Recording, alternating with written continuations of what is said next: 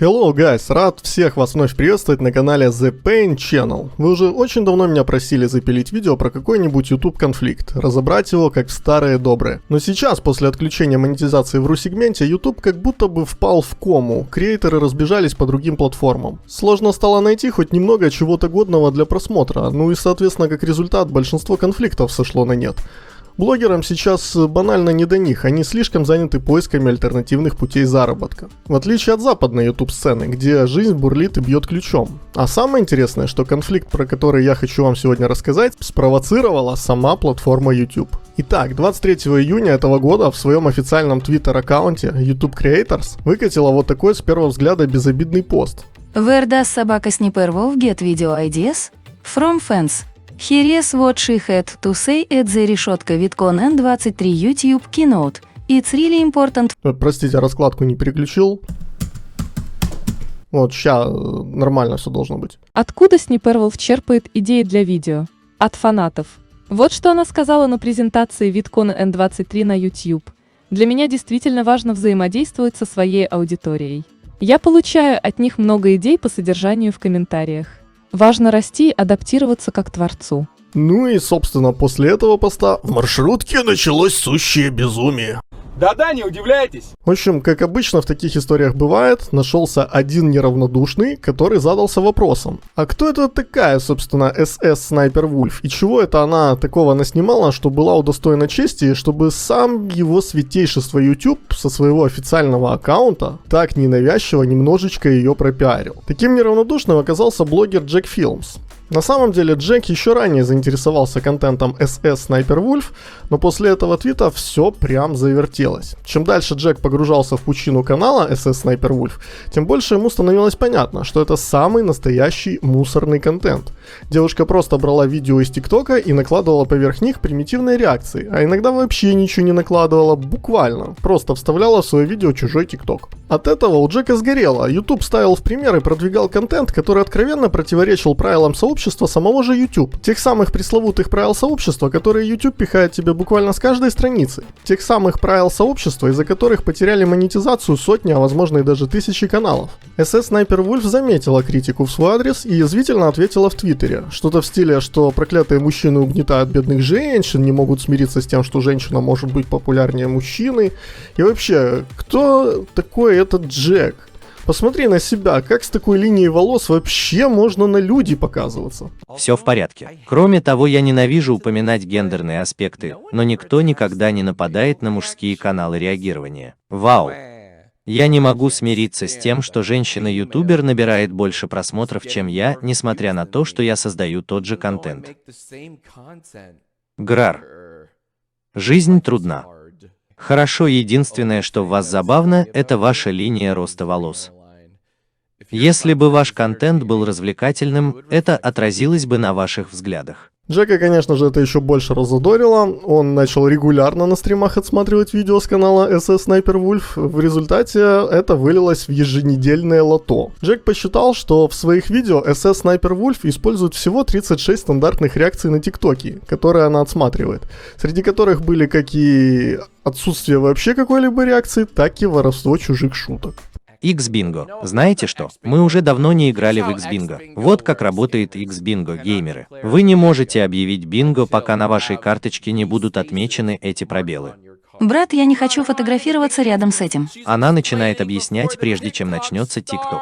Кто-то сказал, что она сказала, братан? Брат, я просто хочу сделать глоток. Вот дерьмо. Она действительно сказала, братан, не так ли? Продолжайте и отметьте, братан. Также SS Sniper Wolf часто вставляла по 2 раза один и тот же ТикТок в свое видео, чтобы увеличить хронометраж и запихнуть побольше рекламки. Джек со зрителями заметили, что SS Sniper Wolf часто сознательно скрывает название автора канала с оригинальным видео. С некоторыми авторами Джек даже связался, и они рассказали, что действительно SS Sniper Wolf не помогала в продвижении их видео, а иногда даже убивала статистику оригинального видео. Ведь зритель уже видел это видео у SS Sniper Wolf, и когда натыкался на оригинал, то просто проматывал его, тем самым портя всю статистику и ранжированность. Джек рассказал и посоветовал авторам контента, как правильно использовать copyright claim. После этого на видео SS Sniper Wolf начала отключаться монетизация. Ей пришлось удалять зафлаганные фрагменты из своих видео, а некоторые видео она вообще удалила целиком. Все больше создателей начали делиться своими историями о том, как Sniperwolf крал их контент. И услышав о победе Майки, они тоже подали запросы на удаление, как и он.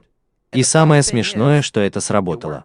Мы заметили, что несколько видеороликов стали короче после того, как они были удалены. Из ее видео исчезло 12 секунд. В самом деле, раньше оно длилось, по-моему, более 8 минут. Сравните с 758 годом, когда это было трудно увидеть. Но изначально оно длилось 8 минут 10 секунд, и мы даже смогли точно определить, где были сняты эти клипы. Пальто было на месте в 7 часов 15 минут. Мне это тоже не нравится. Это стрелка, которая должна быть направлена в другую сторону. Это железнодорожный вокзал. На самом деле, в итоге она удалила все свое видео целиком, потому что многие создатели пришли и сказали: «Нет, это моя работа».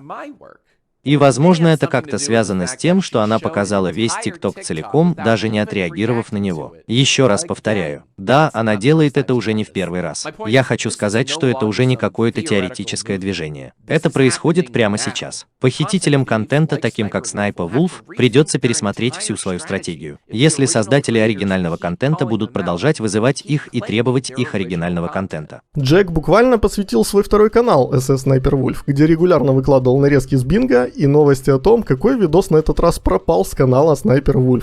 Итак, первое, что вы заметите, это то, что здесь практически нечего делать.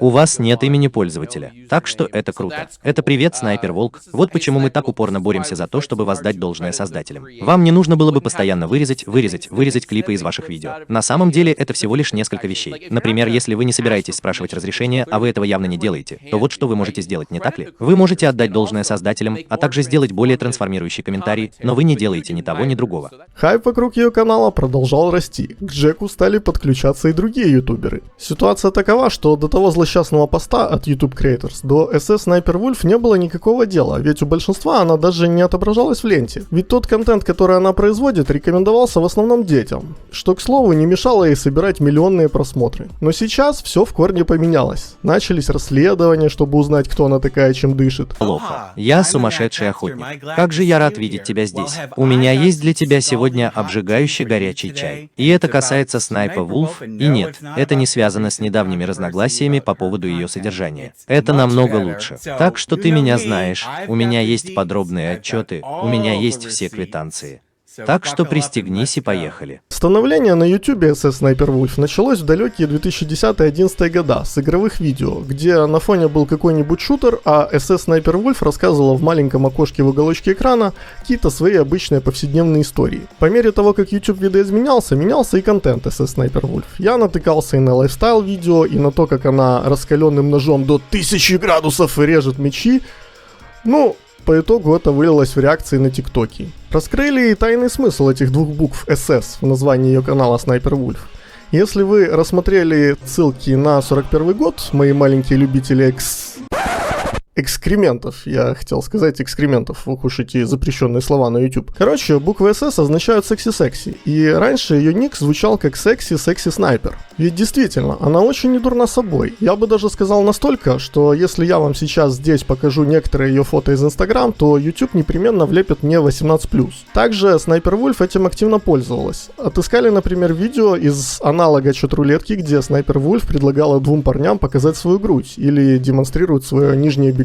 Если вы не знаете, что такое Омега, то по сути это старый веб-сайт для видеочата, на котором вы общаетесь со случайными незнакомцами. А на видео, о котором сейчас все говорят, Sniperwolf встречается с двумя мальчиками-подростками. Это было в далеком 2014 году, так что на момент выхода этого видео Sniperwolf было либо 21, либо 22 года. И во время этого взаимодействия она просит этих парней исполнить для нее тверк. Я не шучу, и в обмен она обещает показать им свою грудь. С тех пор, как это видео начало распространяться в Твиттере, Sniperwolf удалила его со своего канала, но в течение последних 9 лет оно было на YouTube. Монетизировалось и пользовалось хорошей репутацией. 9 лет. Сейчас я наблюдаю за реакцией людей на это видео в интернете, и до сих пор кажется, что большинство людей в команде это отвратительно, как это сработало. Но, к сожалению, многие люди просто замалчивают происходящее. Но на старом канале секси-снайпер все как-то не ладилось. Просмотры не росли, негативные комментарии, дизлайки перевешивали. Все поменялось с созданием нового канала SS Sniperwolf. Дело в том, что Sniperwolf повстречала на просторах сети парня с ником Sausage, сосиска по-нашему. Sausage записывал для ее канала геймплей, а также писал сценарий. В обязанности Снайпер Вульф входило быть красивой и читать текст без ошибок. Спустя какое-то время они съехались, а позже и вовсе поженились. А, собственно, ответы на вопросы, почему же никто и никогда не видел, как Снайпер Вульф играет в видеоигры, отпали после того, как Сосидж в результате развода с ней подал в суд. Ведь имел письменный контракт на половину прибыли с канала. Снайпер Вульф же с ним делиться перестала и перекрыла доступ к каналу. Однажды, к сожалению, они расстались и подали на развод. Мы расстались. Он порвал со мной. У нас все еще есть дом. У нас есть общий дом. Он не хочет уезжать. Я не хочу уходить. Вот тут-то все и стало по-настоящему ужасно. Она якобы начала заключать сделки с брендами без него и забирать все деньги. Она создала несколько дополнительных каналов на YouTube, используя название компании. Она якобы сменила пароли в аккаунте Instagram, которым они совместно владели, и заблокировала его доступ.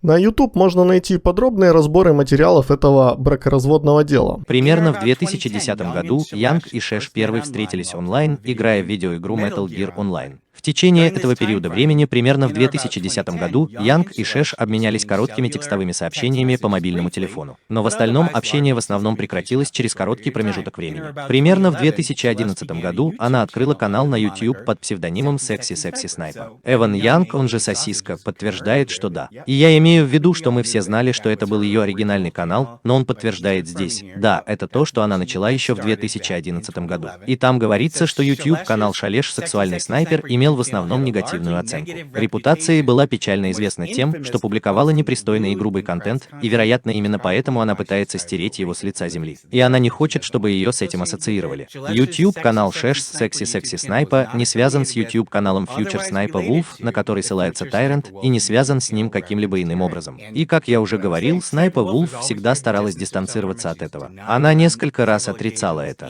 И это отчасти подтверждает его утверждение.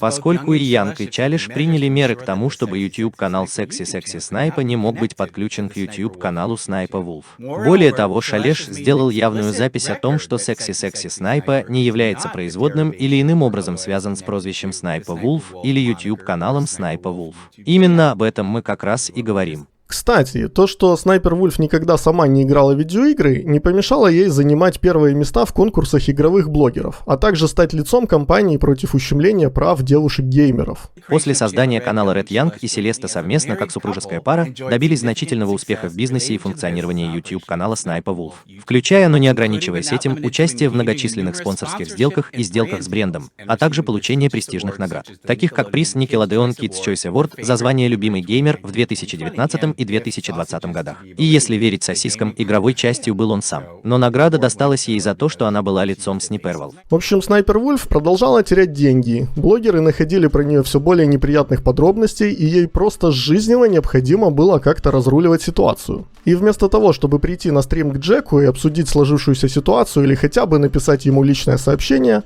Снайпер Вульф не нашла ничего лучше, чем заявиться к нему домой. Несколько дней тому назад Джек, как обычно, стримил бинго, как ему сообщили, что Снайпер Вульф в своем инстаграм выложила сторис, что находится в 5 минутах от его дома, и спрашивала у подписчиков, стоит ли ей зайти к нему в гости. После этого она запустила стрим в инстаграм перед самым домом Джека и написала ему, чтобы он выходил, и они поговорили как взрослые люди. Джека отговорили выходить, потому что могло быть несколько факторов. Скорее всего, она была под каким-нибудь крепким напитком, возможно, даже не одна, а прихватила на разговор несколько защитников. Но даже если нет, то Снайпер Вульф фанатка стрелкового оружия, и никто не знает, было ли с ней в тот момент что-то с собой. Также не так давно стало известно, что Снайпер Вульф ранее привлекалась по 2 статьям – драке и ограблению. Наряду с этим видео недавно всплыли на свет несколько других ярких моментов Снайпер Вульф в виде всплывающих ее фотографий. На одном из них она была арестована в 2013 году за вооруженное ограбление, а на другом в 2016 году, когда ее арестовали за мелкое хулиганство, по-видимому за драку. Итак, теперь у нас есть доказательства того, что она была готова совершить преступление в прошлом вместе с этим видео Омега. Потому что то, что она сделала в этом видео, является преступлением. Ей просто никогда не предъявляли обвинений за это. И кто знает, что еще скрыто в тысячах ее видеозаписей. История умалчивает, почему Джек не вызвал в тот вечер полицию, ведь Снайпер Вульф нарушила сразу несколько законов штата. Но впоследствии она написала в Твиттере о том, какие же современные мужчины жалкие, только перед монитором дома и могут быть мужчинами. На что Джек ответил про Дианон, сталкинг и все в таком духе. что Снайпер Вульф должны как минимум полностью демонетизировать, а как максимум вообще удалить с площадок за ее поступок. После чего Снайпер Вульф потерла из своих соцсетей все эпизоды из того вечера. Блогерское сообщество, конечно же, не осталось в стороне. Большие каналы-миллионники каждый день выпускают новое видео о сложившейся ситуации. Это просто крайне дегенеративная реакция Sniperwolf на всю эту ситуацию. Я думаю, что это на грани незаконного. Я не думаю, что вы можете просто так пристыковать кого-то подобным образом, и если это не является незаконным, то по крайней мере противоречит правилам YouTube. И это нарушает Женевскую конвенцию о создателях интернет-контента, согласно которой вы никогда не переносите интернет-говядину в реальный мир. Все это просто заходит слишком далеко. Фильмы Джека просто критиковали ее контент, а также высмеивали его, что все делают постоянно. Каждый грёбаный божий день. И впадать в такую крайность, когда ты обвиняешь его в этом, это просто непостижимый шаг в стиле инсана. Теперь фильмы Джека, публикуемые об этом в Твиттере, очевидно получили большую популярность. Это не совсем какой-то момент, похожий на опаньки, понимаешь, ошибка, которая может случиться с кем угодно. Это довольно зловредное дерьмо. На самом деле это не оправдание. Вы не можете просто заявить, что я просто хотел обсудить это с глазу на глаз. Нет, это не так работает. Ты не должен приходить к кому-то домой с таким видом, будто собираешься продать ему солнечные батареи. Чтобы без предупреждения выложить свои интернет-ресурсы, особенно посреди ночи, это опасно. Похоже, что это ненормальный здравомыслящий подход к решению проблем. Так что, когда это начало набирать обороты, Снайпер Вульф сама обратила на это внимание и удалила пост. Администрацию YouTube заваливают сотнями писем принять меры. И вы знаете что? Ничего. Абсолютно. YouTube продолжает делать вид, что ничего не произошло, и они ни о чем не знают. Как и Instagram, собственно. На свою аудиторию в более чем 5 миллионов подписчиков в прямом эфире один блогер дианонит другого. И никакой реакции. Причем, когда у YouTube спросили про такую ситуацию в отрыве от Снайпер Вульф, они категорически ответили, что это неприемлемо для их площадки. На текущий момент единственный эффект от всего произошедшего – это только лишь, что под каждым видео, которое Снайпер Вульф, к слову, выпускает каждый день, просто тонны комментариев про сталкинг, дианон, доксинг, люди шутят, что нельзя ее очень сильно критиковать, иначе она заявится к вам домой и так далее.